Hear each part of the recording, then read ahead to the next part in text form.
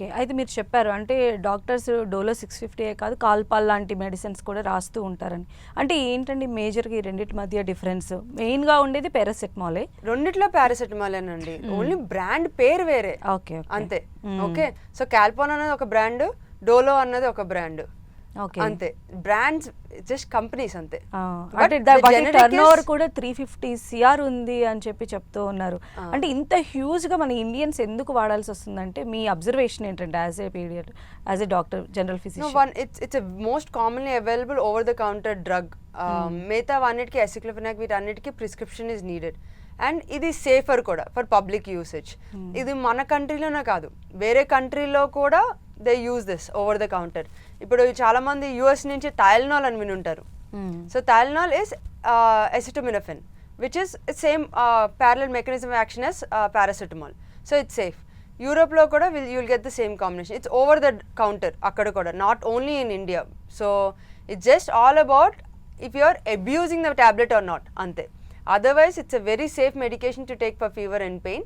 But as I said, ఇప్పుడు మీకు 3 days 4 days ఇంత లాంగ్ టర్మ్ వాడుతున్నారు అని అంటే మాత్రం యూల్ హ్యావ్ టు రీచ్. ఎందుకంటే కాజ్ ఏంటో అని కనుక్కోవాలి.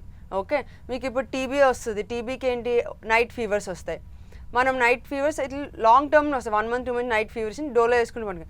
1-2 months సాగు తీసుకునే tablets you should not be using.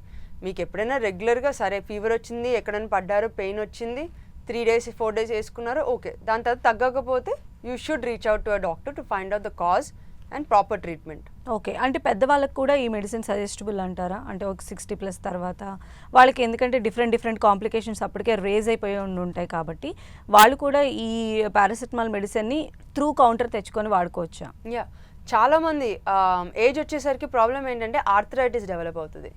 So paracetamol అన్నది ఆర్థరైటిస్ కోసం కామన్గా యూస్ చేస్తారు. వాళ్ళు కూడా యూ నోటిస్డ్ ఎప్పుడైనా బాగా నొప్పి వస్తుంది బయటకు వెళ్ళాలి ఆ టైంలోనే వేసుకుంటున్నారు, రెగ్యులర్గా కాకోకుండా. So which is good. కానీ రెగ్యులర్గా వేసుకున్నా మన కిడ్నీ ఇష్యూస్ ఉన్నాయి, ఏమైనా అవసరం పడుతుంది అని అంటే it's always better to reach out to your doctor. Okay. అయితే ఈ పారాసెటమాల్ అధిక మోతాదులో వేసుకున్నా లేదా వాటి టైం గ్యాప్ లేకుండా వేసుకున్నా కూడా ప్రాబ్లం ఉంటుందని మీరు చెప్తూ ఉన్నారు. అంటే ఈ ప్రాబ్లం అనేది మనకి ఇమీడియట్గా రిఫ్లెక్ట్ అవుతుందా? మన బాడీ సిమ్టమ్స్ త్రూ ఏమన్నా మనకి చెప్తూ ఉంటుందా, నువ్వు తీసుకున్నది కరెక్ట్ డోసేజ్ కాదు అని, ఇలాంటివి ఏమన్నా సిమ్టమ్స్? లేదు, పారాసెటమాల్ కూడా చాలా డోసేజ్ ఎక్స్ట్రా అవుతేనే కానీ మనకి అంత లివర్ ఎఫెక్ట్ అవ్వడం, జాండిస్ డెవలప్ అవ్వడం అది టైం పడుతుంది కొంచెం. Okay, majority of the cases మాకు వచ్చినవి కూడా చాలా ఒక 1 full strip మింగేయడం అవన్నీ అలాగ డిలీరియంతో కొంచెం వస్తారు.